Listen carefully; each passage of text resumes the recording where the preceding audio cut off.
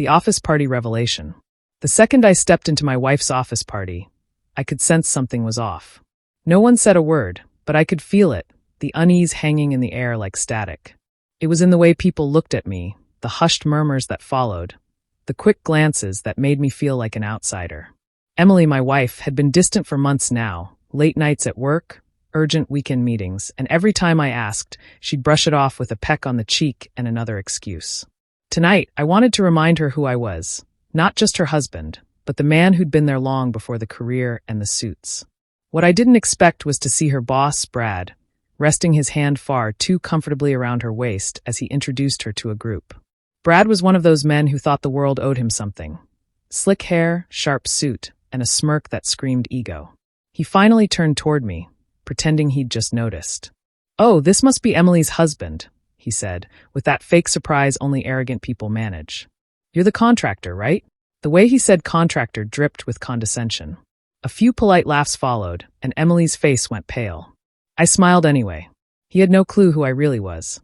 "That's right," I said evenly, extending a hand. "I handle a few properties around town." His handshake was firm, the kind that tries too hard to prove dominance. "Good for you," he replied with that empty kind of praise people give when they think they're above you. Then he turned back to Emily, dismissing me completely. "You've got yourself a hard-working guy, huh? Probably builds a mean deck." The crowd chuckled again. Emily's nervous laugh joined them, and that hurt more than anything he said. The rest of the night felt like a show. Brad kept tossing out little jabs about blue-collar workers, and Emily either giggled awkwardly or pretended not to hear. I stayed calm, polite, even charming, because I wasn't just some husband tagging along. I was the silent majority shareholder of the very company Brad was running. I'd built this firm from the ground up before stepping back, choosing to stay anonymous. I wanted to see how leadership behaved when they thought no one important was watching. Tonight, I got my answer. When dinner started, I stayed quiet, letting Brad boast about the company's record-breaking success.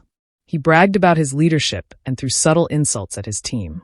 Emily tried to redirect the topic, but he always brought it back to himself.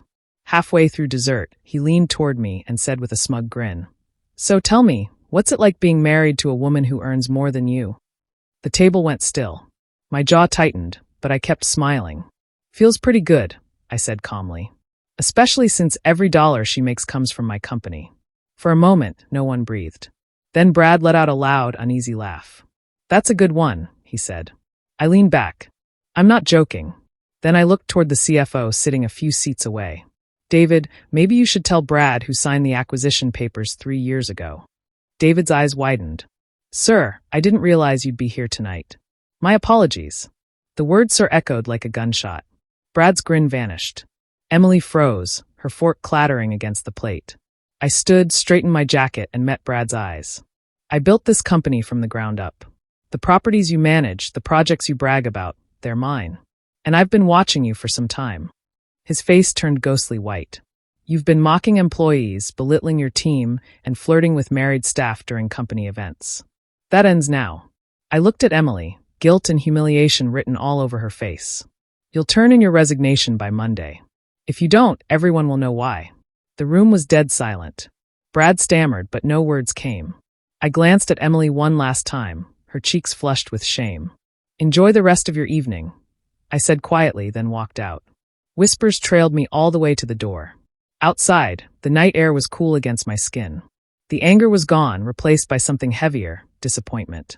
Emily came home later, mascara-streaked, eyes red. "Why didn't you tell me?" she whispered. I looked at her for a long moment. "Because I needed to see who you'd be when you thought I wasn't watching." Tears spilled down her cheeks as she reached for me. I stepped back. "I didn't expect loyalty from your boss, Emily. But I did from my wife." That night, I slept in the guest room, not out of rage, but out of clarity. Sometimes, you don't need to shout to make a point. You just need silence and the truth.